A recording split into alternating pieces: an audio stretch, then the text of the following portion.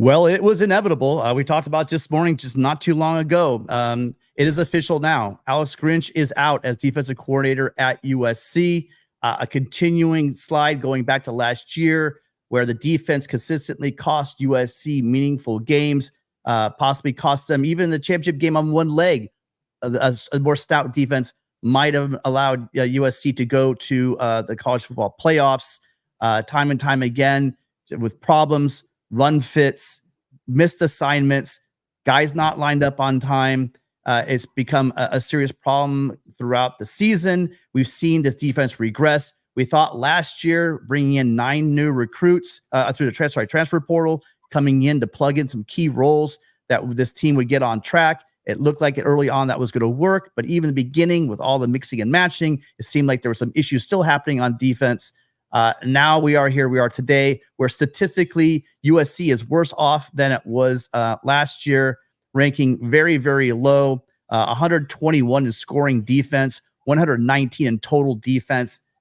Lincoln Riley and USC administration has decided to move on from Alex Grinch. Matt, what are your initial thoughts? Well, in terms of trying to say something new that hasn't been said before, a USC got a recruit to commit minutes after the news broke. Now, not 2024, but nevertheless, a 2026 recruit committed to USC just minutes after the official announcement.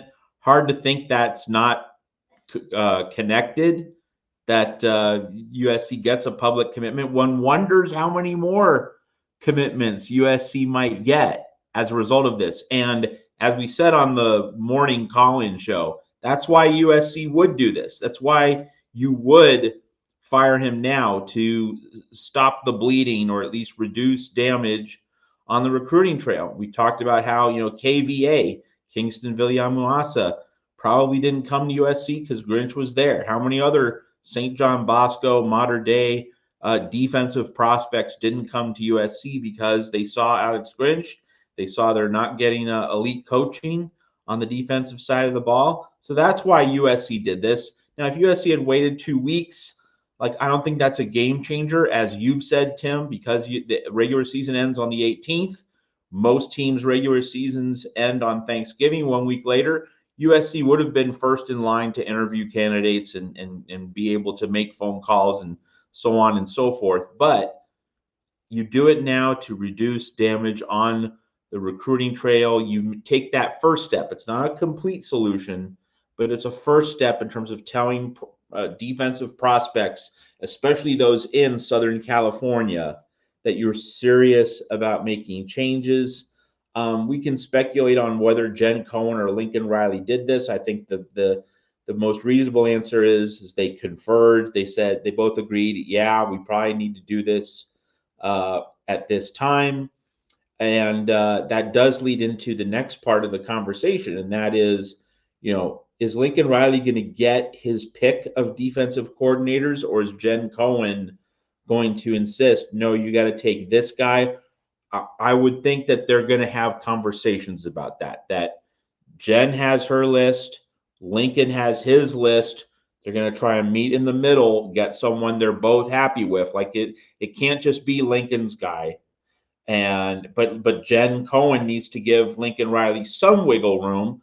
She can't strong arm him. She needs to keep him happy. That's part of why she was hired as AD. One would think that it'll be a collaboration between the two, and they really need to get it right. And they really need to make sure that when this defensive coordinator comes in, that the larger operations are satisfactory, such that the defensive coordinator will think that he has full support. If this is still Lincoln Riley's overall show in terms of strength and conditioning, in terms of other things, and they try to tell a defensive coordinator candidate, you have to fit inside our system, that's a deterrent. That's going to scare people away. But if they say, hey, what can we do, Mr. Defensive Coordinator? What can we do to make you happy? What can we do to make sure that you are fully supported, fully equipped, fully resourced, that's how USC will increase its chances of getting a Jim Leonard, a Tom Allen, a John Heacock, a Tony Gibson, someone who is extremely respected in X and O in college football circles from an X and O standpoint. USC needs to make sure that its candidate will be fully supported and fully empowered to be defensive coordinator under Lincoln Riley. Because naturally, if I'm a defensive coordinator candidate and I'm looking at this, I'm saying, hey, Lincoln, you really don't seem to value defense all that much. Your decisions haven't gone in that direction. Why should I come and join you? Why should I work for you on the defensive side of the ball at USC? And Lincoln is going to have a credible answer, and he's going to have to cede power and decision-making, and he's going to have to create a package along with Jen Cohen. I mean, Jen Cohen would work on the financials, but Lincoln Riley has to have the philosophical architecture, the blueprint, the roadmap, whatever you want to call it, that will give a defensive coordinator the confidence to say, all right, this is a structure in which I know I can thrive, and I know that I'll be able to recruit the best guys at Bosco, modern day, keep them home, stop the exodus elsewhere. All of these things need to be nailed down, and it's time for Jen Cohen and Lincoln Riley to get to work. Yeah, and you're bringing up those Bosco guys. I mean, there's guys there that I'm hoping they hear the news. Again, I would love to see, at Bosco, guys like Jason Mitchell, Xavier Brown's not Bosco, but he's Southern California modern day guy, Alan Breland, right? Go down. You brought up KVA, Kingston Viliamuasa. I mean, we have Celis Williams. He's coming. I just so much talent here in Southern California. It just goes down the line. When I start picking off guys like Dakota Fields, I mean, he seems like an Oregon guy. But everybody's on the table again, in my opinion. I think this is who they bring in. I think they need to get on this quickly. Obviously, if it's one of these analysts, they'll know right away. Those kind of guys they might be able to announce early. Maybe not guys that are sitting with jobs like some of the guys you just named. The door is open to recruiting. Like you said, that is the biggest benefit. We're going to see a drop off the next couple of weeks. As far as our coaches currently, you just can't. I mean, the defensive coordinators are the reason for them being there. I love Sean. So basically, they've announced that Sean Nua and Brian Odom will share duties as co-defensive coordinators. I'm sure they'll do an outstanding job, but I will tell you, they will not do as good a job as it would have been by the guy whose system this is. Taylor Mays, now that there's a coaching vacancy, Taylor Mays has been elevated from his role to become the fill-in for safety, which was basically what Alex Grinch was doing also as a position coach. So those will be the changes that we made on the staff. I'm getting a bit nervous. I'm not sure if anyone's called in or not because we haven't received a call yet. Double checking with you. Matt has a dog issue. Is someone in the chat? You let me know. Is the call working? Because it's kind of weird. We'd have this much time and nobody's called in yet. Lomansky, by the way, we came in. Lomansky had a wonderful super chat for us. $20 super chat. Happy for the fan base being a Hawkeye fan. Felt your pain. Looked up stats. Even red zone defense. Not any better with shrunken field. Help us on the way. Keep fighting on. And again, happy for you guys. You're going to get a new offensive coordinator as well over there in Iowa. The issue here is it was broken. It was getting worse. We've been saying for weeks now on this channel that something has to get better. And finally it has. So actually we have first call coming in. By the way, thank you, Lomansky, for the super chat. Thanks for being our first caller. You are the star of the show. You're on with Matt and Tim. What are your thoughts? What's your name and where you're from? And also, what are your thoughts on the Grinch? Russ from San Diego.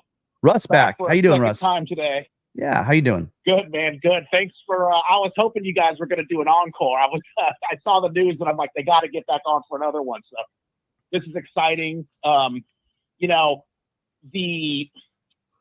Earlier we kind of hypothesized about this defensive scheme being way too complicated for a college team.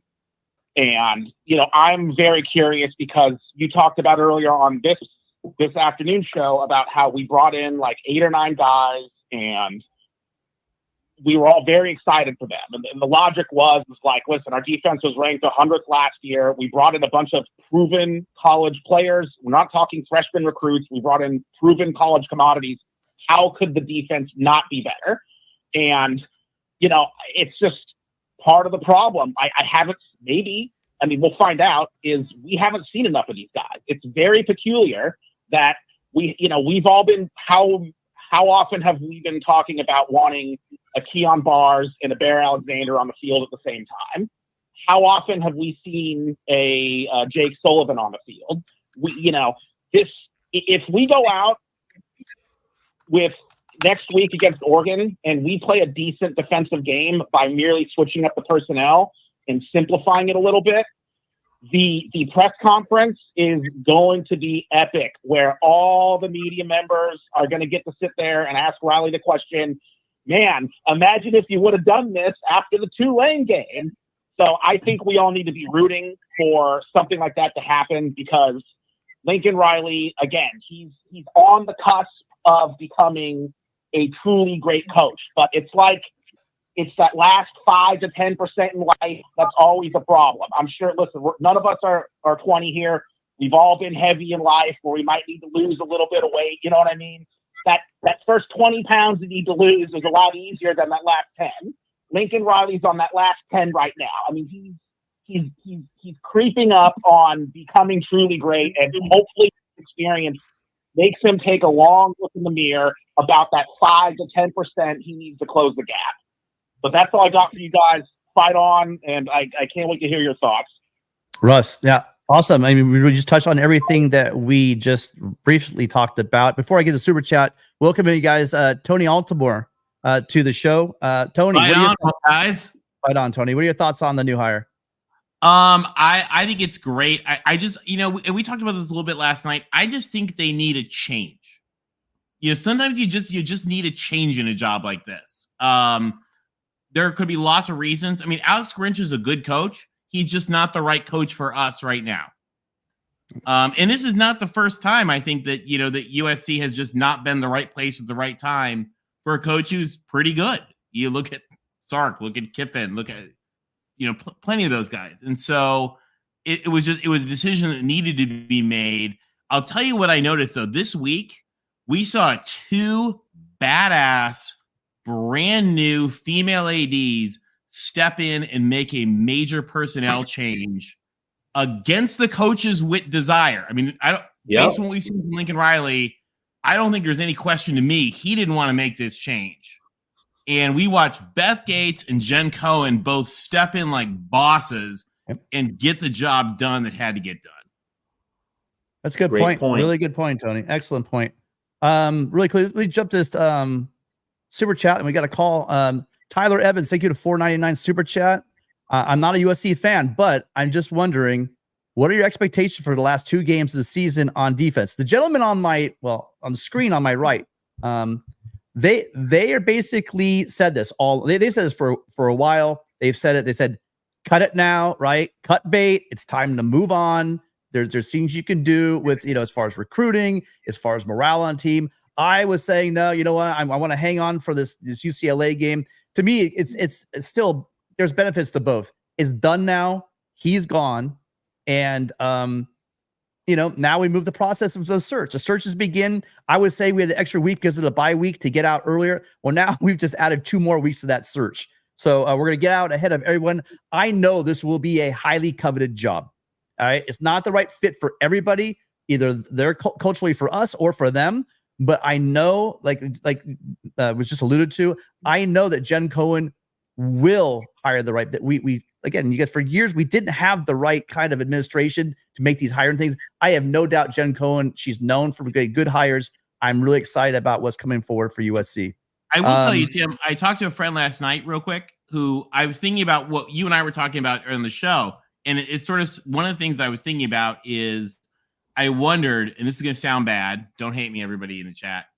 Like, I wondered if we are going to get slaughtered by Oregon, if it would have been better to have it be Grinch and then can him. We right now we're going to put Nua and Odom front and center going to Autzen. But then again, stranger things have happened than winning a Pac-12 after dark game. Yeah. I mean, that's definitely a possibility. You guys, I see a really lively chat. I love you guys in the chat. You guys make calls. Speaking of callers, we have sorry, Matt, did you have a comment? Well, one comment worth noting is that, as you tweeted out yesterday, Tony, how could it get worse? Really? How could it get worse? How could the product possibly look worse than what it was out there? Let's remember, if Eric Gentry doesn't deflect a pass, Washington has 59 We don't stop him at all. Yeah, really. Just a knife through warm butter the whole night long. How could it look worse than this? So for anyone cutting, you'll get a lack of continuity. Whoa, as though you've had continuity? As though you've had? So I made a joke. I made a joke to a friend earlier in the night, and I said, we could just do this with tarot cards and it would be no different. And my friend goes, well, mathematically, if they're scoring every time, it can't be worse if you did it with tarot cards. And I was like, literally. Oh, that's literally. Yeah. When you give up 572 yards and 52 points to a good Washington defense, that's nothing that we should be freaking out about. But the 482 yards to Utah, unexcusable, right? Unexcusable. 527 yards to Cal, unexcusable. And the pattern, it's literally it's hemorrhaging now. It's getting worse and worse. And all they had to do was get one stop. USC gets a solid win. And guess what? USC's still in the hunt for this thing. So losing to Washington, not a huge deal. They were in this game to the very end, but clearly with a better defense, we win that game, obviously. Yeah. So Tyler, with your comment about the expectations for the last two games, I think Oregon's going to be an absolute bloodbath, but it gives Nua and Odom a chance to just work with what they have and to go through the process of formulating a plan with their athletes, with their players, and then you eat the L in Eugene, but then you come back and beat UCLA. So that's one thing about UCLA, though, Matt. One thing about UCLA. One thing about Chip Kelly is he schemes and he schemes and he schemes and he'll make adjustments, and that's where we get our pants handed to us is in the second half of that game. But again, sometimes you just you kind of have to take the hit for the bigger picture. Hey, we got a call. I'm sorry.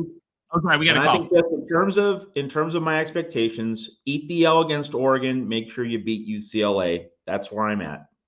Okay, caller, thank you for calling in. What's your name and where are you calling from? My name is Craig. I'm calling from New York.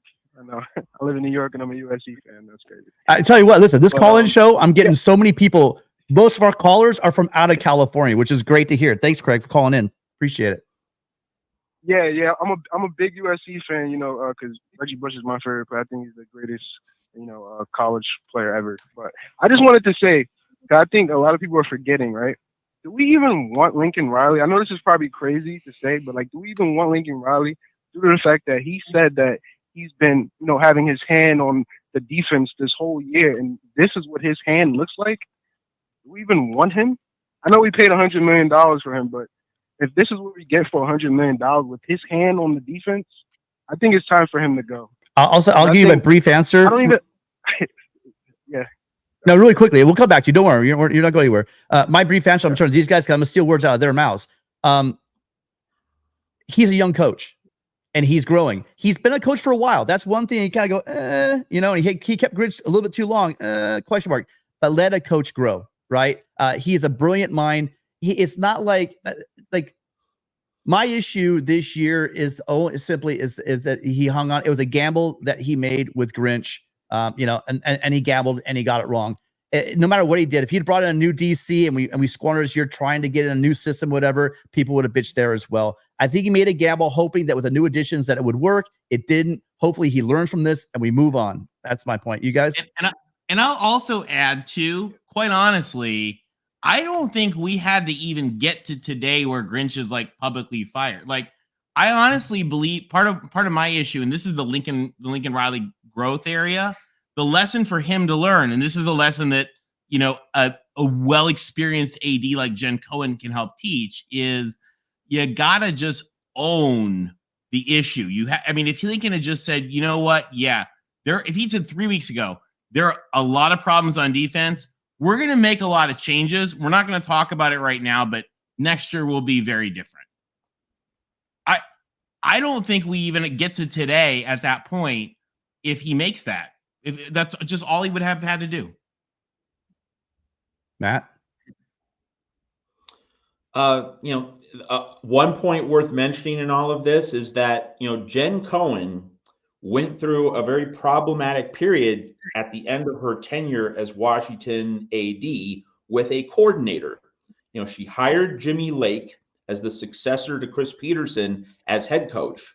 And she didn't do her homework all that fully in terms of, when she interviewed Jimmy Lake about who are you going to hire as your offensive coordinator? Jimmy Lake, a defense first guy, Lincoln Riley, an offense first guy. So the big question for athletic directors when they hire specialists on one side of the ball, as Jimmy Lake and Lincoln Riley both are, who's going to be your opposite coordinator? Who's going to be your wingman? So at Washington, Jimmy Lake hired John Donovan, who, really draws some comparisons to Alex Grinch in terms of no one was beating down doors to hire him as their coordinator at a top flight program. But Lincoln Riley, wanted Alex Grinch at USC. Jimmy Lake wanted John Donovan at Washington. And it was a total disaster. It was actually far worse than this at USC. John Donovan just totally sank the Huskies. They were a below 500 program. So Jen Cohen learned her lesson about the opposite coordinator for a head coach who is a specialist on one side of the ball. That gives me a lot of confidence that Cohen is going to do her homework and make sure that Lincoln Riley doesn't hire a John Donovan to replace Alex Grinch, that she will hire an elite defensive coordinator. So I think that's a great point, great Matt. confidence. Because, and like Tony talked about growth period. I mean, Tim, you've also talked about growth, and Lincoln Riley's still learning. He's only 40 years old. You learn through mistakes. And like you don't get all your calls, all your decisions right. We do need to allow people to learn from the first really big professional failure, as this is for Lincoln Riley. And I've said this forever, but it's worth saying again on this show after Alex Grinch gets fired. A lot of people think Lincoln Riley's never going to win the national title, never going to get to the next level. And it was all based on the belief that he's never going to fire Alex Grinch. Well, guess what? Alex Grinch has been fired. So that immediately shows, this. It's not as though Lincoln Riley and Alex Grinch are going to be this married couple and they live into their 80s together, which is really what a lot of people thought was going to happen. No, the situation became untenable, and anyone could do the math about, USC would be laughed at and would be viewed as an extremely unserious program if Alex Grinch was retained for 2024. So now, that's been put to bed. The Lincoln Riley Alex Grinch marriage is over, and I would like to think that we can now give Lincoln Riley a chance to grow and prove that he can hire a good coordinator, and that if he gets that really good coordinator, he's going to rock and roll. Because we saw last night that jet sweep flea flicker hybrid. Oh my God. How are you ever going to defend that play? That is the genius. Rick hated that, and I love that play. I love that play. Rick, I think Rick thought it was an impromptu play. That's why he wasn't too happy, because he thought it was an impromptu play. But that had me so I'm like, oh shit, he's reversing. Beautiful. And then if you see it, you saw Caleb getting space to make that. It was brilliant. And there's more of those to come. Offense is not our issue. It is not our issue. But losing, but dropping out of the top 25 is. You guys, really quickly, Shanks, 499. The portal opens on December 4th. This was crucial that it was done now instead of at the end of the season. Need this DC in the next week or so. So I agree. The portal opening up, it's gonna be huge. I don't know if you'll have everything in place, but I'm thinking yes, by the 4th we will know who our DC is for Oh, sure. They'll be filling that in, and I'll be just in time. Hopefully, they'll have at least 2 to 3 weeks to work on some recruits last minute. And then Craig, sorry, we get this is what we do, you guys. This we all talk. Sorry, Craig. We promise we will turn these faster. Craig, anything else for us? And by the way, those of you guys in the queue, we'll get to you in a minute. Yeah, I just have one more question for you guys, because I want to know if I'm just like being too hard on him. But do you guys think Caleb has regressed this season? I know he's played great, but to me, it kind of seems like he's kind of regressed, or his head isn't all the way in to what it should be. Because I looked at a stat yesterday, and it says that he's leading the FBS in fumbles since he's been in college.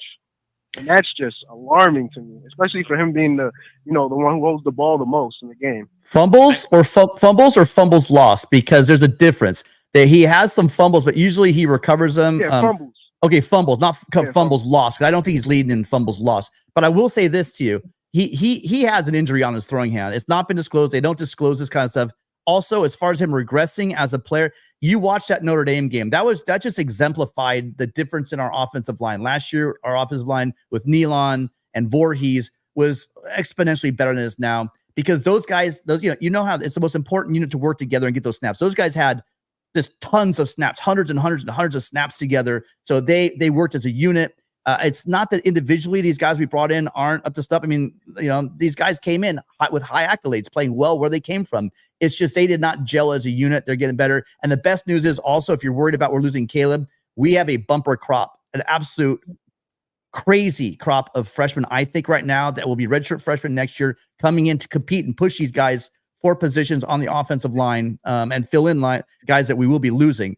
And then also Jason Zandamela, the #1 interior offensive lineman in the country from Florida, is coming in 24. Well, and Tim has been championing why this line, why our line is good, or was good last year for 2 years. And I think that we took it for granted how good they were. I think we took for granted. I don't know if you guys watch the NFL, but Jordan Addison's pretty good. And so, we took for granted some of those things. And the other thing is our defense last year just happened to get a ton of turnovers, which is, I think, a little bit like if you go to the casino and you're like, I have a system, I always bet on red and it works. Like, yeah, maybe sometimes, but then it's going to not work. And that's kind of, I think, where we got this year. Exactly right. Yeah, and that was not like the normal law of averages. That was bound to regress. And so when you're not getting takeaways, can you get off the field on third down? Can you just get stops without taking the ball away? And that was a big concern. And when we saw how exposed USC's defense really was when it wasn't getting turnovers. Russ, sorry, Craig, thank you for calling in. Appreciate fighting. I hope you are a regular on the show. Call in. We'll have another call-in show on Thursday. All right. Oh, no, sorry, Friday. Thanks, guys. Thanks for calling. Yeah, great calls so far. Getting lots of first-time callers, you guys. We got next up in the queue. Give it 1 second to come in. Or maybe they left. No, we got 3 people holding. Here we go. Hi, you're on with Matt, Tony, and Tim. We're here on a day where Lincoln Riley has finally pulled the plug on Alex Grinch in the defense. What's your name, where you're from, and what are your thoughts? Hey, this is Dr. C from Houston, Texas. Dr. C, how you doing? Got a question for us or a comment? Right on, Dr. C. Yeah, hey, how's it going? Hey, I think I have both.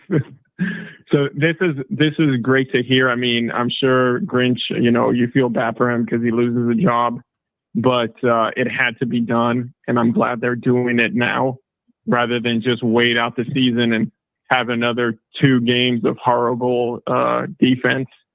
That being said, I'm hearing a lot, and I saw it on Twitter as well, and other, people saying that Riley's got to go, and I think that's ludicrous. Riley's offenses last year and this year are as good as you will ever see. Some of the best offenses I've ever seen, and I do believe he is the guy. I hope that he learned after, living through this experience, and he had lived it prior at Oklahoma. I hope he finally got the message that maybe he I don't know whether he's too hands-on with the defense or he's too hands-off with his coordinators. But I hope there's change coming in that side of the philosophy. But other than that, I think he's an offensive genius. That being said, the question. Go ahead. No, go ahead. What were you saying? Do you think it's coming? Yeah. Yeah, I was going to say I know it's too early to predict who'd you like to see take over this position, but who'd you like to see if you could pick the DC? I was asking both. All right. Well, I'll go last, but Tony, you want to go first, then Matt?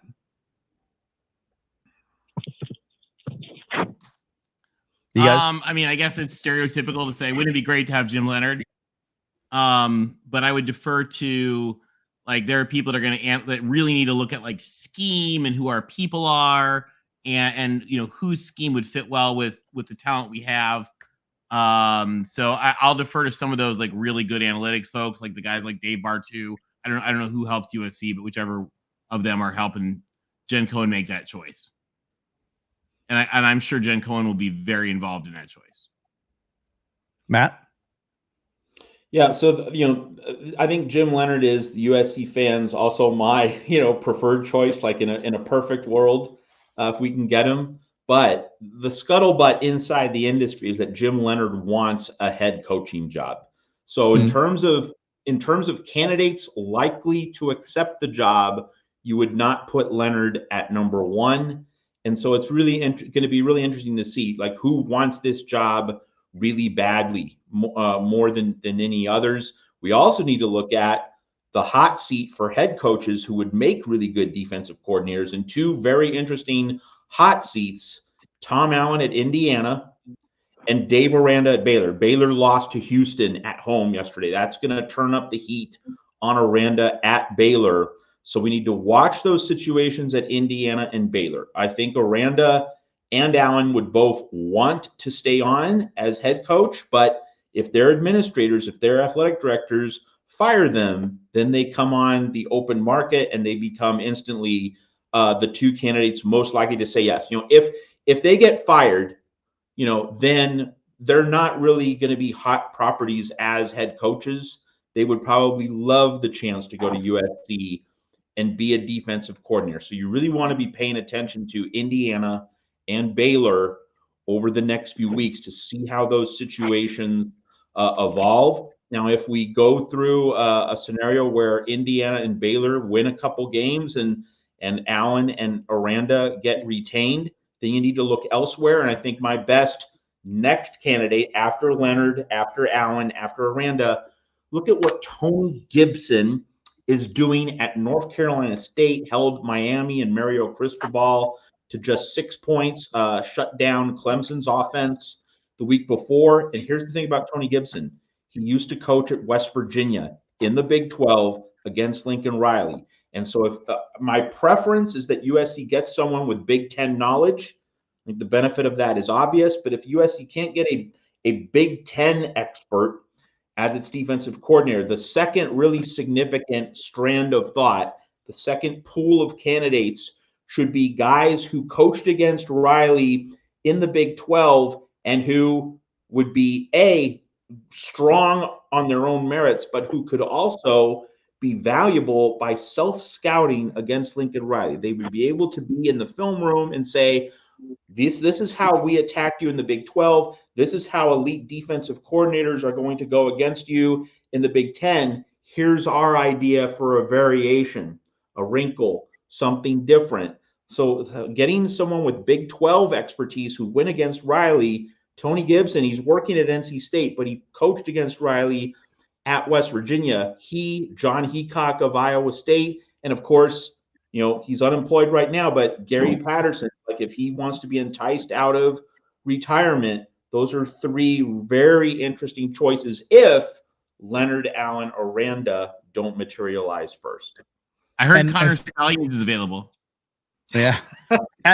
So as far as the comment, Matt, that you're hearing that he wants to be a head coach, You know, where does he? Do you want to be a coach at Akron? Right. I mean, here's the thing: you come into USC. It's been proven. We all hear about the Alabama car wash you do with Nick Saban. It has a lot to do. You do get to learn the culture and watch it, et cetera, et cetera, et cetera. But also the fact is, you come in and you kick ass. You're not going to go to Akron. You're going to go to a Power 5 school, and you're going to get that hit. So does he want to go down and prove himself, work his way back up the thing, or do what he does best? Shine at USC and then name his job out there. Because if you're hot enough, they love defensive coordinators. You know, I mean, they love offensive coordinators better. But if you're a hot defensive coordinator, you can almost punch your ticket.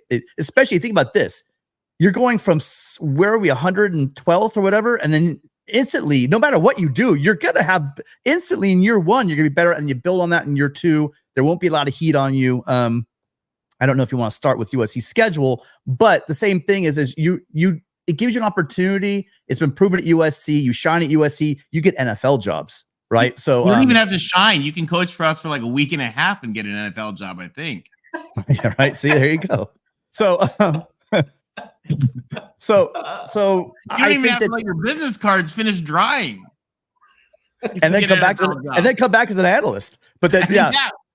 You got a lifetime job at USC. Don't worry, you got to worry about it. You can always, if you fail the NFL, you come back and be an analyst at USC. The issue we do have though is that USC is going to get is a big time job for all these guys. It's a springboard for them. So I'm not worried about Leonard saying if he doesn't take a job, it's not because he wants to be a head coach somewhere. I just don't think that this would be the fast track to getting, because he wants to be a head coach at a mid-major to move up to like a proper school. I get that. Yeah, that's what they usually do. Well, hey, so let's think about the coaching carousel, because it is November. It's that time of year. So you need to be ready to connect all of these dots, right? So you have an open job at Michigan State. Who's a candidate at Michigan State? Lance Leipold at Kansas. Let's say if Leipold goes to Michigan State, that opens up the Kansas job. Jim Leonard might then want the Kansas job. So you need to be looking at all the head coach openings. You need to be looking at the major coordinator openings. And hey, Oklahoma's probably going to fire its offensive coordinator. Notre Dame's probably going to fire its offensive coordinator. And from that, you might see some group of 5 or lower tier Power 5 head coaches who are in trouble. They might make the move to become a coordinator at one of these elite programs.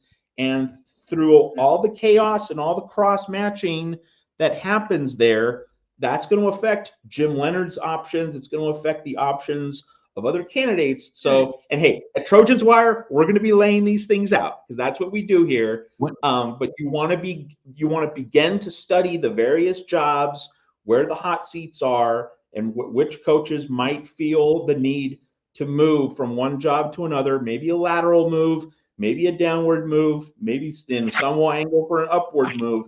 You want to be following all of that in the coming weeks. One thing I will add, though, we just wrote a $900 million check for a sexual assault civil settlement.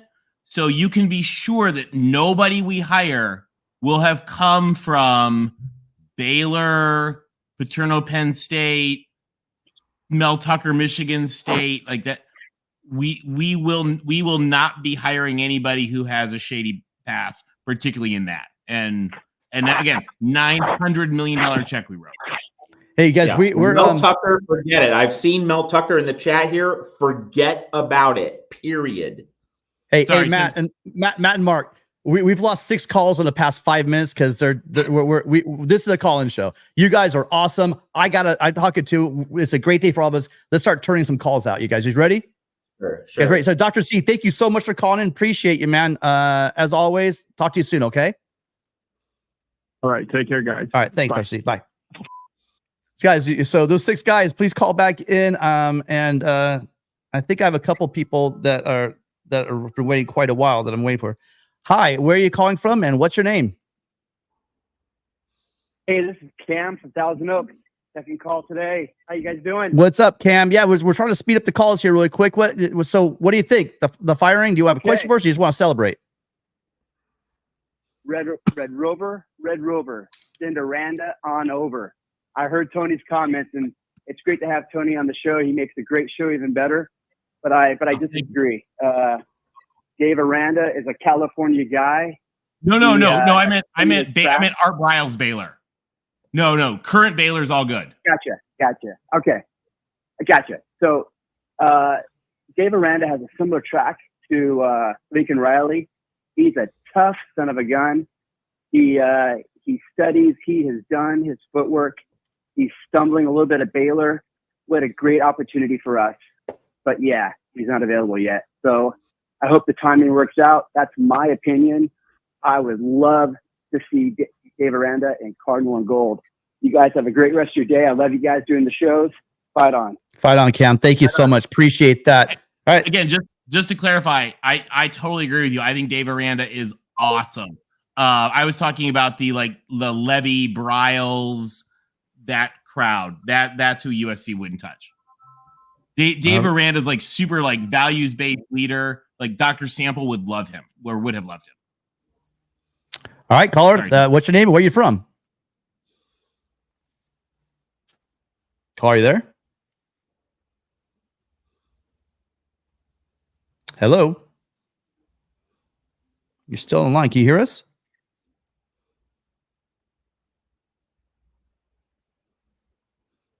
Okay, I think we might have dropped their call.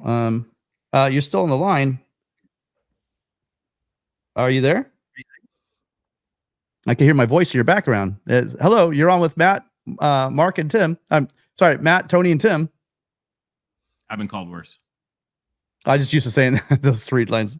All right, well, call back. I'm sure you must have some issues. By the way, to folks calling in, I want to give a shout out real quick. Tim, like the way this system works is really hard to integrate phone calls. It's really hard. I know it sounds dumb, but it is.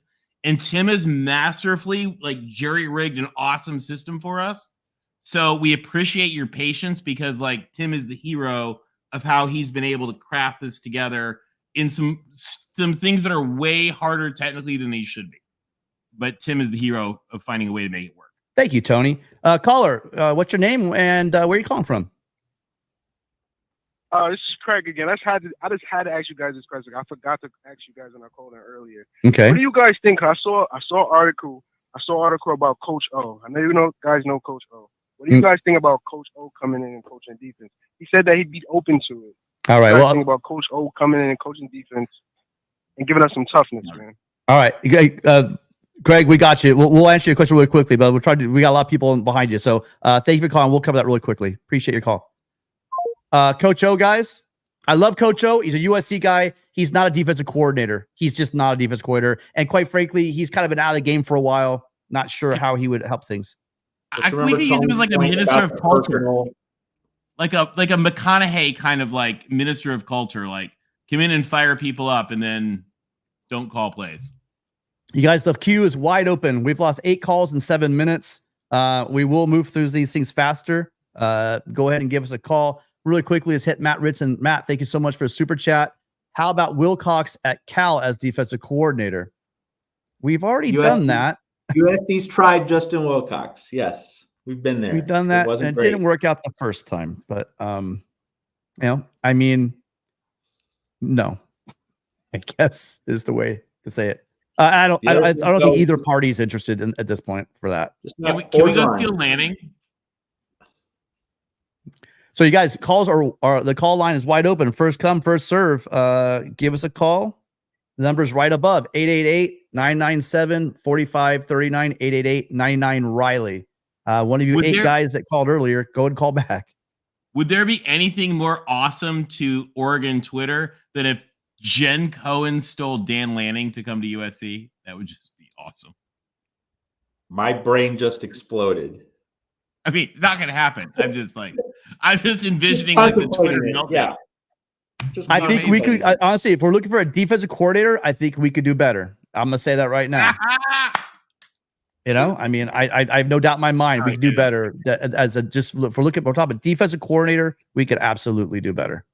So Lanning won me over when he looked at Coach Prime and said, "What have they won in this league?" Because I don't remember them winning anything in this league. Do you? That was Robbie. We don't do StreamYard. We do calls. It's too hard to do both. You pick up your phone number. Everyone's got a phone. 888-997-4539. That's the point of the phone line. Here we go. Thank you for calling. Thank you for calling in. You're on with Tony, Matt, and Tim. What's your name? Where are you calling from? Oh, my name is Bruce, and I'm calling from Mobile, Alabama. What's up, Bruce? Roll Tide.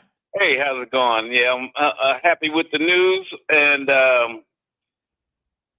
one thing I wanted to comment on what Tim said was consulting Matt Bartu, and that's a no-go for me. I live here in Mobile. Matt Bartu is on a sports show here twice a week. He hates SC. He's an Oregon Duck guy. That would be like calling Notre Dame or UCLA and asking them to recommend a defensive coordinator. I would never, ever consult Mark. He hates Southern Cal. He talks about Caleb Williams. He talks about SC horribly down here in the South. Are you talking about Dave Bartu? Yeah, Dave Bartu. Yeah. He actually does analytics advising for a whole bunch of different schools. He's really smart. Right. I know. I listen to him twice a week, and he works with numbers. That's his job. But he cannot stand Southern Cal. I would never use him to recommend anything. Those are the best people to hire sometimes. Ask the Yankees. Really? They're the best people to hire. Well, anyway, I'm happy for the hire. I'm tired of seeing 4th and 1, 4th and 2, and we have defensive backs 10 yards back.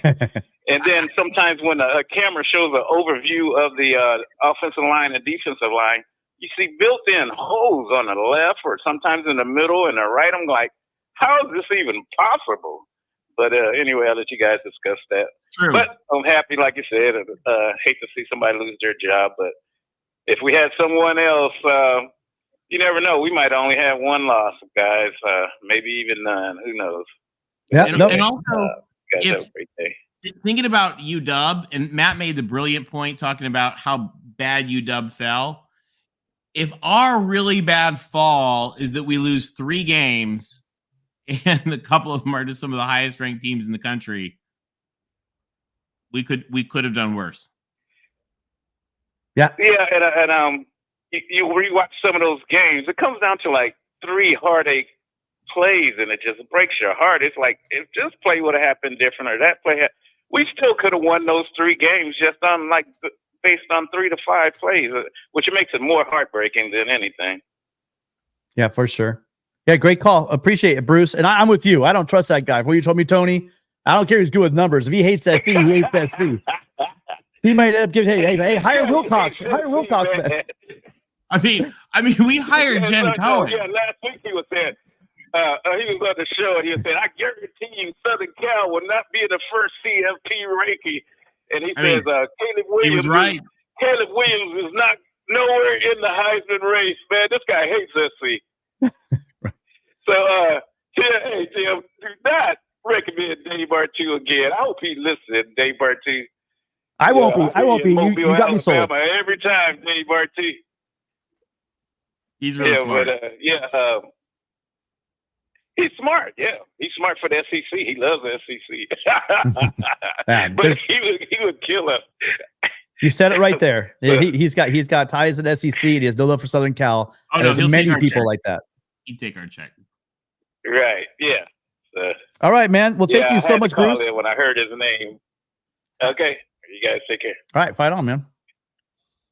Yeah, I think Rex Ryan's also fight on, man. I think Rex Ryan's also a no. I mean, I just don't see you guys. Let's. I mean, he's done his thing. He's done his shift, right? It's like let's go to some young. I mean, great defenses, but remember also defenses and offenses evolve, you guys. So Money Kivman available. Yes. Next caller. Hello. Thank you for calling. You're Jody. Hello. You got Tony, Matt, and Tim. We're talking about Lincoln Riley firing Alex Grinch. We're looking at who we think's coming next. Any thoughts? What's your name? Where are you from? My name is John Paul Bacon. I'm in February, Washington, and I'm not sure who's going to be coming next, but I feel this is going to be the best for the program, which I've always had respect for. But my team has always been the Huskies, so who let the dogs out? Right? Yeah, good game last night. I'll tell you what. I'll just say this though. I'll just say either way. You can celebrate, but you just barely beat USC with Alex Grinch as defensive coordinator. So celebrate those wins, because I'm telling you, I think the days of us, and your offense is awesome, but I think we probably hold you to less than 52 points if we had a different coordinator. Of course, I've always had respect for the USC, even though I'm a Husky fan. Same. So, yeah, I mean, hope you guys get better. I think the Huskies and the Trojans have always like two programs that do deeply respect each other. There's not many teams in the Pac-12 that have national championships, and you guys are one of them. So it's a special club in the Pac-12. UCLA has one. You guys, and yeah, us, and that's it. Does anyone in the state below you have one? No, probably not. Y'all take care. All right, Jay, John, thanks for calling in, and congratulations on the win. Thank you. Good luck the rest of the year. Okay, that's another call. That's another line open for you guys. 888-99 Riley, 888-997-4539. Looking for your calls. So Matt, now we have a little extra time. No, we don't. Got a call coming in. Thanks for calling. What's your name? Where are you calling from? Can you hear me? I got you. Who's this? How you doing? Can you hear me? Loud and clear. I'm calling from New York City. I'm a big Trojan fan from 1972. Christmas ain't come yet, but I'm so happy because this I'm not going to try to curse. I apologize because I'm so angry. Alex Grinch shouldn't have been allowed on the plane to Los Angeles when Lincoln Riley left Oklahoma. This guy's a stiff. And let me just say this. I'm happy with Lincoln Riley, but he has an Achilles heel. And now it's showing up in Los Angeles because it showed up at the University of Oklahoma. In my opinion, his defense is this.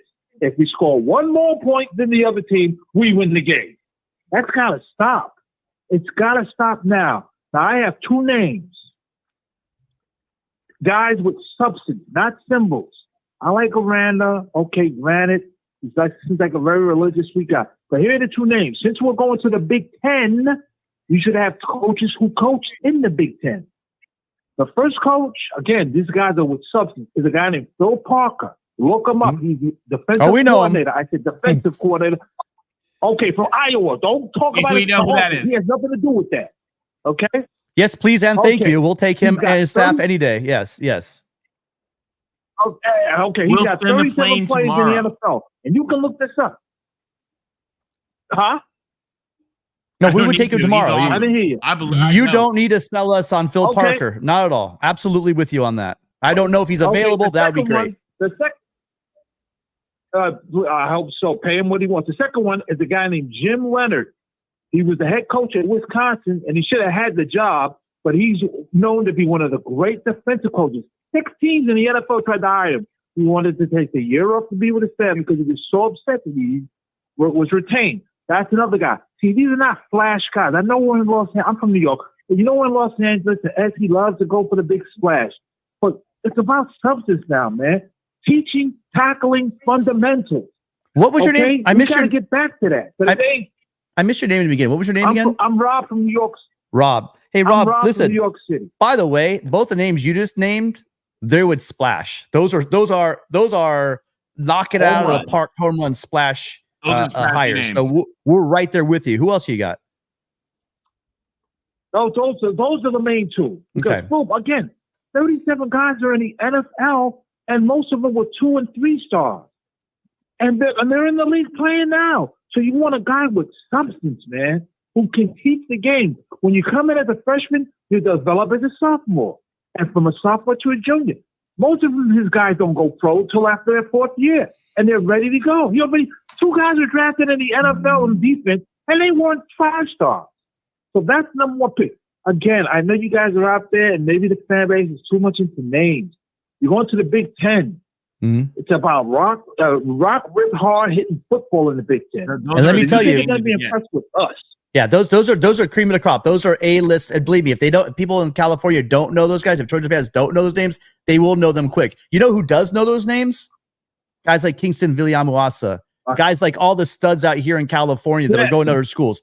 Instantly, everyone wants NIL money. They do. And of course, everyone wants money, but that's pennies compared to that NFL contract. If we got either the two guys you just named, we could start picking recruits because they know they're going to the NFL. And that's the most important thing.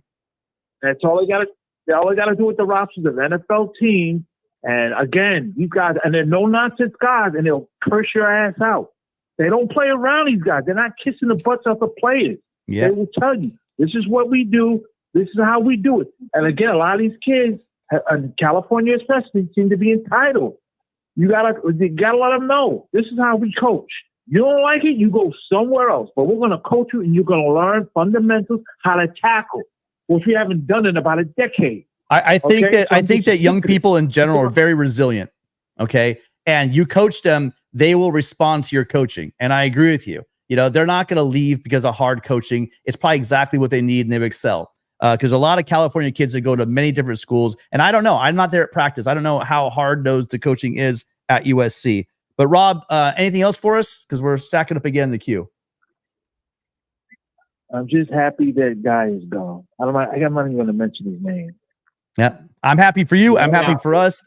And I mean, the only person I'm not happy for is Alex Grinch. No one wants to see someone fired, but you know, even he knows he had his shot. It didn't work out for whatever reason. It's a new day at SC. Rob, 72 is a perfect year to start loving USC. What a great year to be a Trojan, and appreciate your call. Thank you so much. Thank you. Right on. All right, next up. That's the problem. It does take about a second to queue up. Next Again, up, guys, like Tim has done like some brilliant, like wild Rube Goldberg engineering to make this phone thing work. So it's like super cool. I promise, like the computer system is so dumb, and he has masterfully made it work.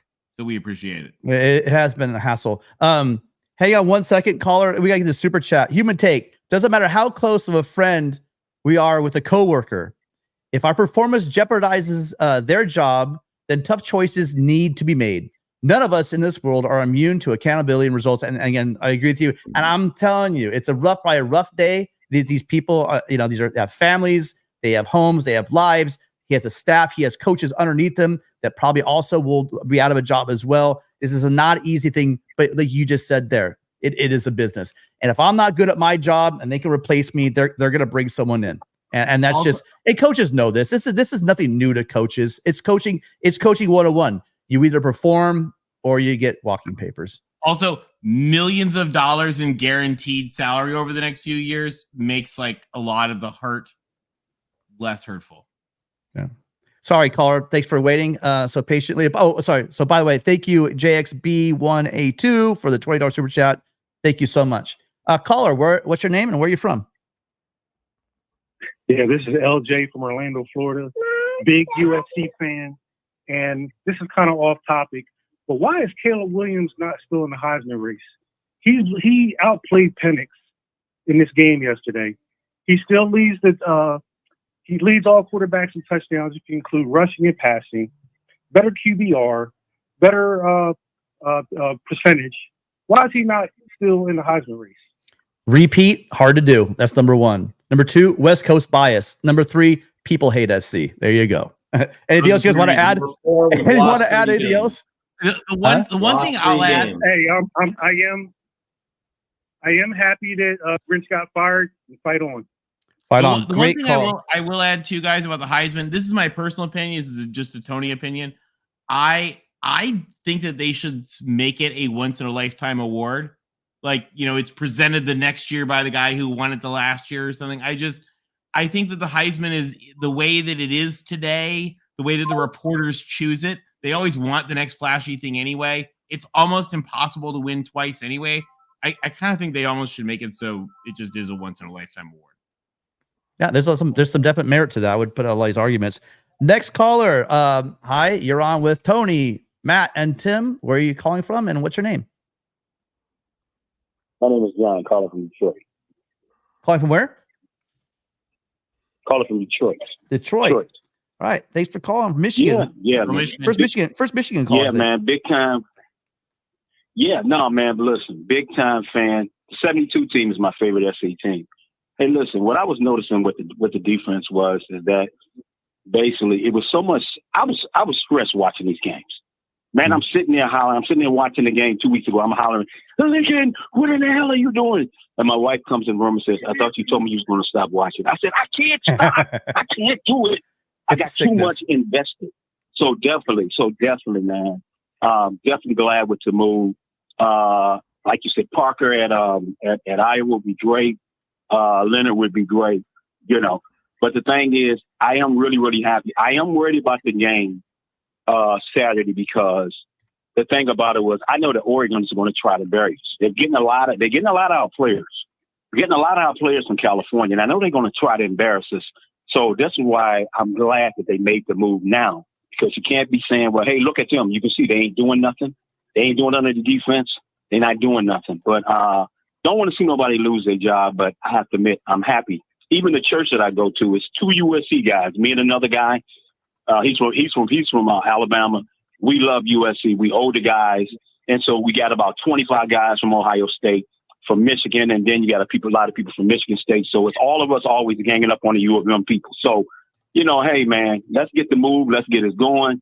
I'll be there next year in Ann Arbor for when SC comes here. Guys, great job. I will be calling in again. God bless you guys. Great call. Excellent call. And while we're at it on that topic, again, down the corner by Tony, there is a subscribe button down right below Tony right there. You guys want to see content like this on the channel? We have a number of shows throughout the week, but most importantly, just now we went live when this news dropped. We will be going live with call-in shows as soon as news like this drops. The only way to know is if you hit that subscribe button right now and hit that notification bell. That way, you know, news goes down. We want to hear from you. You guys are the absolute stars of the show. We want to hear what your thoughts are. We want to commiserate with you. We want to celebrate with you. Hopefully, we'll do a lot more celebrating going forward. Appreciate the call, John. Thank you so much for calling in. I hope you do call back again soon. All right. We had from LBC Rob sets us in a membership. Tony, can you cover that, by the way, really quick for me while I get this call? He gifted a membership. Yeah. Oh, gifted membership. Thank you for that, LBC Rob. Yeah, you guys, it makes a huge difference with the memberships on here. There's a lot of benefits, a lot of special features, things that you get as being a part of the member of the channel. But most importantly, it really helps Mark's channel and helps the whole Voice of College Football community. I'll tell you guys, I don't know how Mark does it. You know, he is able to sort of run the whole community on a shoestring, and little things like super chats, like gifted memberships, joining the Patreon, all makes. I know it sounds dorky to say, and everybody says it, but it makes a huge difference for the whole community, and we really appreciate it. And LBC Robbie, thank you for doing that. Yeah, absolutely. Again, great support, LBC Robbie of all of our shows. Next caller. Hi, what's your name? Where are you calling from? Hey, Tim. Hey, Matt. Hey, Tony. This is Mike from Huntington Beach again. How are you guys doing? Mike, HB, how are you doing? Right on, Mike. Doing great, guys. Doing great. Look, obviously, this is a great day. You know, this is a change that needed to be made. I do have to say, you know, I'm right with Matt. Matt's been saying it for a while now for the last few videos. Next decision that has to be is, you know, Benny Wiley. That's the next thing that has to change is strength and conditioning going forward. And obviously the new DC will bring that in. You know, my question for you guys, you know, is, you know, obviously we can spout off who we want and everything like this, but do you think this is a decision that Lincoln Riley is going to be the sole one to make on who the next DC is, or is Jen Cohen going to step in and give her assessment or, you know, thoughts on the next hire? You know, what do you guys think? Yeah, you guys both have said it. Could go ahead and cover it really quickly again. Yeah. So I don't think like Jen Cohen is going to say, Lincoln, you have to pick from my list. I don't think it's going to go that way. I think it's going to be Jen will have her list. Lincoln will have his list. They'll try and meet in the middle. That's my best informed guess. But like Jen Cohen can't just let Lincoln Riley pick who he wants without any vetting, without any discussion in the room. And that goes back to, if you didn't catch me earlier on this show, when Jen Cohen hired Jimmy Lake to replace Chris Peterson at Washington, Lake hired John Donovan, who no one was interested in as offensive coordinator for Washington. It was an atrocious hire, tanked the program for the 2 years that Jimmy Lake was head coach. And that's why that, and also some off-field stuff, is why Jen Cohen had to fire Lake, and then she regrouped with Kalen DeBoer. Like, she learned her lesson. And so, but the instructive point is that Jen Cohen's going to vet this hire. It's not going to be Lincoln Riley, do whatever you want, but also, like, Jen Cohen needs to make Lincoln Riley happy. So she's not going to impose a selection on Lincoln and like tell him, like, you're going to eat the sandwich that I put on your plate. It's not going to go that way. So she's not going to strong arm, but she's not going to give Lincoln carte blanche. They're going to collaborate, and they'll meet in the middle, and they'll both inform each other on how this is all going to go. But like, we need to keep in mind, if USC wants to attract the best defensive coordinator candidate, Benny Wiley is going to be a talking point if he isn't fired before the defensive coordinator is hired. Like, just hypothetically, if USC interviews Jim Leonard in a couple weeks, Jim Leonard, he's no dummy. He's going to say, Benny Wiley doesn't seem to be generating great results. Like, I don't want him as my strength and conditioning coach. And Jen Cohen and Lincoln Riley, if they don't fire Benny Wiley soon, they're going to have to answer questions about Wiley to justify that in front of the defensive coordinator candidates that they're going to interview. So that all has to fit together. Tony, with his administrative background, his expert as a consultant, he talks about alignment, people being in alignment, people all being on the same page, and that will have to happen at USC. It's not going to be an autonomous decision-making by one person. And can I chime in with a really quick story on Jen Cohen at Washington? So Jen Cohen came up to the athletic department, but Jen Cohen for a while was off. I don't remember if she was running fundraising or running alumni management, or she was running something else for the school. But she was such a revered guru on staffing and hiring and people and leadership that Chris Peterson depended on her. Again, she was like off running fundraising or whatever, but Chris Peterson would have her sit in on his coaching interviews, and Chris Peterson would depend on what Jen Cohen, who again, not the AD yet, she was running, again, whatever she running, alumni for fundraising or whatever. He would depend on what Jen Cohen thought of the coaches that he was interviewing. So she is like a revered guru of this stuff. She came up in the athletic department under Barbara Hedges, the queen of USC, who I really think should have been our AD. So yeah, I mean, she's the person that you want doing that. And she learned her lesson when Jimmy Lake did the Donovan thing. And the wonderful thing about Washington, unlike USC, is we get to see her text messages of her mindset in that, thanks to some Freedom of Information requests. And she took that bull by the horns and fixed it too. Okay, Barbara Hedges. If you don't know who Barbara Hedges is, just little note here. She was the athletic director. She was the athletic director at Washington under the Dog Father, Don James, when Washington was winning the national title in 1991. So she was there at the height of the Washington Empire. Well, she built all of USC's women's sports. She was the queen of USC athletics. Wow. And then Washington poached her, and USC was devastated to lose her to Washington. And then like a year after she went to Washington, South Carolina came and stole our AD. And literally the entire time I was at Heritage Hall working there as a student, anytime anything like didn't go well, people would be like, Barbara Hedges would have done this better. To this day. In fact, Matt probably remembers when we were looking at who should USC hire, people were like, how old is Barbara Hedges? Do you think we could get her back from Palm Springs? That's what Jen Cohen came up under. Well, oh man, I mean, you guys are just hyping me up even more. I can't wait. So, yeah, it's going to be good, Mike. So much. My last question, my last question for each one of you. Just who's your dream hire for the next DC? Also, I just want to shout out to everybody. Please like this video, subscribe to these guys. They're great. Also, USCJ.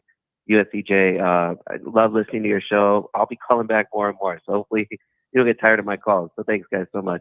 Right on. Yeah. And yeah, USCJ, I talked about USCJ. Also, make sure you check it out, Trojan Blade. Again, all three of us have worked together I love USCJ and John Walker. They do a phenomenal thing over at his channel. And then also you guys check them out if you haven't already. It's Light the Torch podcast. They're starting out. They're brand new.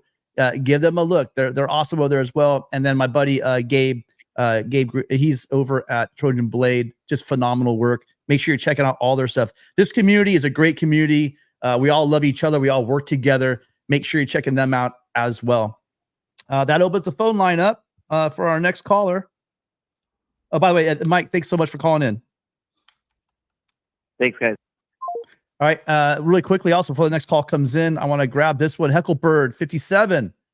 Thank you for your super chat. More solid defensive players will come now. I think we're already seeing it, and I definitely think there is a bumper crop of possible future Trojans right there at Modern Day and Bosco that we might be seeing. I'm keeping my fingers crossed. Caller, thank you for calling in. What's your name? Where are you calling from? I'm Gerardo Suarez, calling from downtown LA. Oh man, miss you. I haven't heard from you in a while. How you doing? I'm doing great, thank you. I got to watch your podcast, not live sometimes, so that's why I haven't called in. But you guys did a marvelous job. Thank you. What are your thoughts on the Grinch being fired mid-season? Well, not mid-season, in season. I was hoping, expecting. I really didn't believe, Matt, that it may happen during the season. I was hoping that it would, but I really thought that Riley was not ready to do such a thing and that it would happen at the end of the season. But I'm thrilled. I'm like beyond excited. So, but actually, I have a question for you guys, because as excited as I am to look into the next defensive coordinator, I respect Washington. I don't like Nike, Oregon, and I definitely want to beat those little Bruins.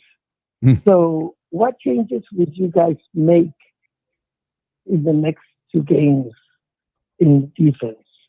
And if you already addressed this, I'm sorry, because I joined you in progress. No, we didn't. We briefly talked about it. I think clearly, just simply because I just think mechanically they're going to have to slow. I think they have to simplify the defense. You're asking guys that normally don't call plays. And Sean New, I have the utmost respect for him as a defensive coordinator, as a defensive lineman. But these guys don't call plays for a living. I'm sure that Brown will step in and help them out. Greg Brown is there's an analyst role. Wait, I wonder how it's sticky. I wonder if that works. I guess he still can. He could assist them with that. I'm not sure. Maybe Tony or Matt can help me out with it legally if they can do that on the headset. But I think it might be good for the team as well. Like I said earlier, if you simplify things, it seems like guys aren't lining up. They're not ready. They don't know their assignments. They're missing gaps. There's all kinds of little issues. Maybe if they simplify this thing, possibly we can let the athletes, because these guys are athletes. There are studs all over our roster on defense. Possibly if they do those things, they can set it up so where they can be more successful. Where we're going to get bit in the rear end is, I'm telling you, we're going up with one of the top X's and O's coaches. When we play UCLA, we go in there and we can't make adjustments in the second half. We may be in some serious trouble. Matt, Tony, what do you guys think? I think it's going to be a simplified approach, because that really was the thing that Alex Grinch did, which prevented guys from just naturally reading and reacting. And I think that's going to be the mantra this week. Just read, react, go out there and play, think less, play more. That's basically what it's going to come down to. And it's going to be like, really don't worry. Don't over stress these things, especially with the transition. I think they're going to just try and create a vibe of, hey, relax, just go out there, play football, and then really, see what exists to be learned afterward. And then you might see some more developed tactical game planning for UCLA. But this week, it's really just going to be play football and don't be handcuffed or hamstrung by, a cluttered mind and worrying about what you have to do. I think that's the main thing. Yeah. And the other thing too is stuff like this, like the players have been feeling this. I can guarantee the players have been feeling under pressure and under scrutiny. I mean, you could hear the fans booing in the stadium. Like the players are feeling that. And so the release of the pressure, I would think, on the players. And is it the players' fault? Yeah, probably. but you know, it's kind of everybody's fault. But like the ability to focus on the release of that pressure, I think that will probably help them a lot. I hope. Yeah, great points. By the way, Robbie's out there again. He's now gifted his 5th USC football Voice of College Football membership. Robbie, again, we really appreciate everyone, but he just gifted Todd Gwen, the guy from the other SC, a South Carolina fan, unboxing. I'm pretty sure, I think he might actually be an Oklahoma fan. Danny Kennedy, Gumby, I believe he's a Cal fan. Roger Dodger. Oh, now you're hooked in, Roger. Roger's an SC fan. But LBC, Robbie, we appreciate all you guys. This community is so awesome. Love you guys. Thank you for being here. And LBC, Robbie, thank you for supporting the show so much. Gerardo, anything else for us? Yes, just a more specific question, because I'm surprised. I was sitting at the Coliseum and I didn't hear any booing. I would never boo our team, but yeah, it's been done. But my more specific question would be in terms of, it was very frustrating watching them hold him for 3 plays, 4 or 5 plays, and then all of a sudden they run, right off tackle for 45 yards. When I talked about changes, I am, of course, culture change and being able to feel confidence again is super important and playing loose. But in terms of, in terms of scheme, to be able to contain, the big holes, the big plays, would you make anything, would you actually, if you were the, interim coordinator, make any changes? I think the issue on those plays is that they're not attacking. You have to know your role. I mean, so part of the problem we've had when people go to like a wildcat or they just change the formation, that's where a lot of these guys get lost. It just seems like they're not sure what to do when they're lining up, etc. When they do that toss play and you got probably pulling guards or whoever you have moving on the line there, the defenders have to do 2 things. They have to get off their blocks. They have to shed that block, and they have to they have to be sound. They have to know they can't give them the outside, and they got to turn them back in, and that just hasn't been happening. And when they have, there's just too many guys getting taken out of plays. This is not the first team to do that. They've been filmed. Who was it? Was that Arizona? Who kept running that toss sweep, like left and right on us a couple of games back? It's like a big nightmare. I'm actually, it's all blending together now. So Washington was killing a pitch play. But there was someone else doing that pitch play to us. Chat, you guys help me out if you can remember. I think it was Arizona. Yeah, Arizona. ASU was running it down our throat with Scattaboo, but I think it was Arizona throwing that pitch play and it was just gashing us. It was, because you know what? It was towards the end, and then they tried to do that pitch play in triple overtime, and finally, see, that's how you defend it. You had Tackett Curtis shoot the gap and make the tackle. That you attack it. That's how it happened. If you let those blockers, if you see the running backs got to let the block set up, right? So there is time. You got to get in there and get to them. But if you let that guard or someone pull around and get out in front of you, good luck if you're a safety or a nickel trying to go up against a 320-pound, 6'5" guy. You're not going to win that battle. You have to beat them to the point of attack, and that's not what's not happening. They're not shedding tackles, and they're not attacking. They're reacting. Hey guys, I got to run. Thank you guys so much. This was so fun. All right, fight on, Tony. Thank you, Tony. All right. One last quick point. Thank you for having me. One last quick point. Sure. Just a little story. Back in the 80s and 30s, before social media, we used to write to the LA Times and pretend to be Bruins fans and trash the Bruins, just so that, it was bad for the recruiting. There was bad media press, right? Letters to the Times. And so when we get a lot of USC trash talk, we have to take it with a grain of salt, because there's a lot of people from other teams, whether it's Oklahoma or UCLA, pretending to be Trojan fans. It's an old story. We used to do that ourselves. So wait, you're telling me you're an OG troll? Because I think that's what it is. That's like low tech, old school trolling. When you're calling it you're writing it for the op-ed said, instead of being in someone's chat, like we get lots of Bruin trolls and we get lots of Oklahoma trolls in our chat. You're just like the OG version of that, right? But we used to write letters to the LA Times and say, yeah, the Bruins, they suck. So, yeah. Really cool. That's because we were Bruins fans. Well, hey, listen. It's old. Listen, Gerardo, thank you so much for calling in. Appreciate it as always. We hadn't heard from you in a while. I'm glad to see you. Glad to see you calling back. Take care and fight on. Good times ahead of us. Really appreciate it. Fight on. Fight on. Well, Matt, we put an hour and a half in. And you guys means 3 hours today. Right? Oh, that's true. Good point. You guys, we really appreciate it. Listen, one last time I got to tell you guys, make sure you're hitting that subscribe button down in the corner by Matt. It's just how you're going to find out. But we're going to be celebrating. Listen, when we find out who the next caller is on Friday, we might, I know, Matt, maybe we'll go over on a Friday call-in show. We might actually start looking for the different options we have as things start to slow sift out. It'll be a slow process, but maybe do some homework for you guys. Hear what we're hearing through the grapevine, and then also we have that game. We'll be previewing. I'm not throwing in the towel. No, as hard as it seems, going in under Matt without a defensive coordinator, going into the Oregon game, we will be covering that as well. But again, please, you guys, hit that subscribe button down in the corner. Make sure you hit the notification bell as well, so that you know when we go live. We go every week of this live show. On Friday until high school playoffs start. We'll be on Friday at about 6:00. And then on Monday, you can catch Matt and Mark and myself.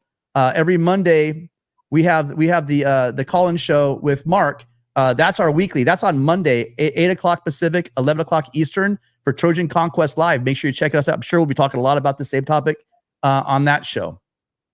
Well, Matt, it happens. You've been talking about it for a while. Any final thoughts before we get out of here? Just on Monday, go to Trojans Wire, trojanswire.usatoday.com. We're going to have a coaching carousel primer in terms of following the bouncing ball, connecting the dots, and seeing how the politics of a defensive coordinator search might evolve. It's a lot of prediction, but it's just like, here are the different plot points you need to follow. That's coming up on Monday at Trojans Wire, and we have full coverage of the search for USC's new defensive coordinator. So that's your homework, you guys, checking that stuff out. We'll see you guys on tomorrow. Oh, no, sorry. I'm sorry. It's not Monday. Matt, you didn't correct me. Sorry. USC's playing basketball, their first game of the season tomorrow, playing Kansas State, you guys. So I think we're moving the show till Tuesday. Stay tuned because that's how we don't have a confirmed time. So make sure you subscribe if you want to look into that. We have another notification. Yes. Super chat. Danny Kennedy. Thanks, Tim. Matt, good to see you. 2 times today. Fight on. Yes. And by the way, thank you for Tony on last second dropping in here to help us out. Appreciate that as well. Thank you, Danny, for the super chat. Thank you to all of our callers. You guys really are. I mean, I don't have Gerardo on. Oh, yeah, I do. You guys, these are the stars of the show down here. They make this show happen. Calling in. We are not the last. We will not. Somebody is going to copy this. This is getting too popular. Someone else is going to pick this up, and they're going to do it. But we weren't. We will definitely tell you that we were the first. And so we appreciate coming here. We will always honor your time. We are grateful that you guys come in and watch the show. And they did it again. This is the last one, Matt. I promise. One more call. All right. Thanks for calling. You are the last caller with Matt and Tim. What's your name and where are you calling from? Brian from San Diego, and thanks for taking my call. I am a modern day grad along with SC as an SC man as well. I saw the game yesterday. I live in San Diego now. I'm actually glad that I saved myself a trip going up to the Coliseum yesterday. That was a disgusting performance. And I coincide with all my brothers here online today. Alex Grinch, letting him go should have happened probably a year ago. And I'm just wondering what your guys' thoughts are about bringing somebody that's already within the staff to take over as coordinator, or does this have to necessarily be a national search? I'm wondering what you guys' thoughts on that are. We in the past that might have been maybe we're going to pull someone up. No, this is the new USC. We went out and got Lincoln Riley. We paid $110 million to get a top flight coach. We're bringing in top flight facilities. Will be the envy of anybody in college football coming up. And this absolutely has to be an elite search for elite defensive coordinator, because if you match up, like, we had Norm Chow, right? And you had Pete Carroll doing the defense, Norm Chow doing the offense. You saw what that brings. When you have Pete Carroll defense and you have Sarkisian or Kiffin running the offense, you see what happens, the dominance. That's what we need again. We are USC. We go out, we do a national search. We get the absolute best guy out there that will take the job that fits our culture and we fit their culture. And then we knock it out of the park. Matt, what are your thoughts? Totally agree. Like you shoot for the best. And it's also why you got to fire Benny Wiley as strength coach, because he's not the best. And you should be aiming for the best.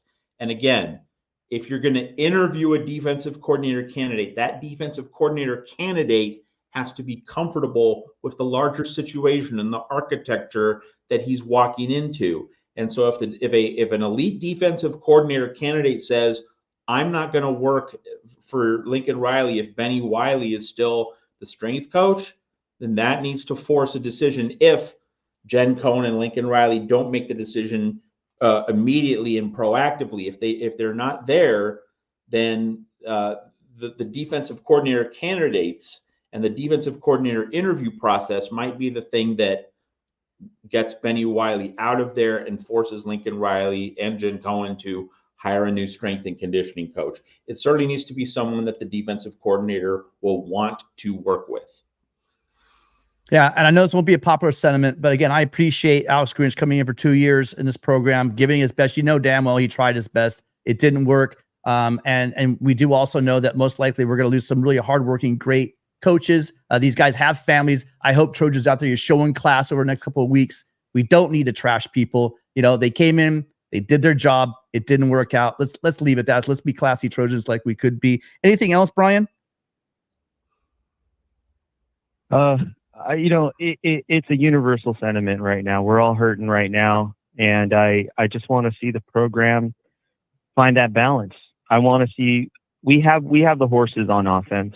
We've had the horses now for the last couple of years. Let's just put it all together and come back next year. I'm one of the few that don't want Lincoln's head to roll on this. I would love for him to stay. I love his passion. I know he seems passionless at those press conferences, but I believe that his recruiting is going to be here. It's going to be present. It's going to be ready for next year. But thanks a lot, guys, and fight on. Love your show, and we'll see you soon. Brian, fight on. Thank you so much for the call. Fight on. Yeah, I mean, there is no question that this is one of the best. I'll argue with anybody, from from Tuscaloosa. And if you want to even stop off and talk to me from Norman, Oklahoma, I'm going to tell you, Lincoln Riley is an elite coach, period. The end. He is. You can't be an elite coach unless you have all the pieces. And for whatever reason, the combination of Lincoln Riley and Alex Grinch didn't work. And now it's stopped. And now Lincoln, this is going to define, and maybe not define his career. That's kind of harsh, but this is going to define this portion of his career. This is a massive hire for him. I think he's going to have an absolute, I defer to these two, Tony and Matt know what they're talking about, but I can't imagine a world where Lincoln Riley doesn't get his guy. I mean, he wants a guy. I think he's going to get him. But this hire will be important. I like the fact that Jen Cohen, what Tony brought up, she's got a lot of experience in this. She knows what she's doing. They're not going to make a rash decision. They're going to make it so anybody who's a DC, this is a desirable job. Don't let anyone in the country fool you. USC defensive coordinator is an illustrious position. He will be well compensated. And whoever it is, if it is a Jim Leonhard, he comes in here and shines at USC, he can pick the job opening at this level or possibly even the NFL level. And that is why a job at USC and Alabama, that's why it's so highly coveted, because if you do well here, you will springboard yourself to a better career. All right, Matt, anything else? We good? Yes, and I would just say a lot of people think they know what Lincoln Riley is going to be doing 2, 3, 4, 5 years from now. Can we at least wait for the defensive coordinator choice first, please? Right. Just allow this process to kind of work itself out here. Yep.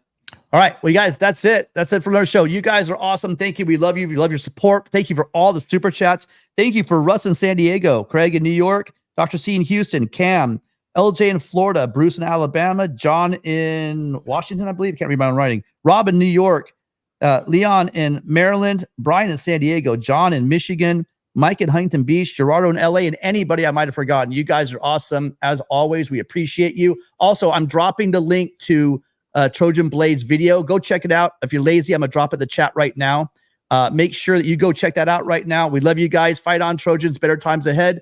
And we'll look forward to you guys on Tuesday. Make sure that you subscribe. Hit that subscribe button in the corner by Matt. That's the only way you'll know when we go live. But definitely when we hire someone or any other news, recruiting news, you guys, keep your eye on the recruiting news. It's going to pop up, I guarantee you, over the next week or so. So for Matt and for Tony, who left early, this is Tim. We love all you guys. Fight on, and we will see everybody possibly Tuesday, Matt? Possibly. Fight on, you guys.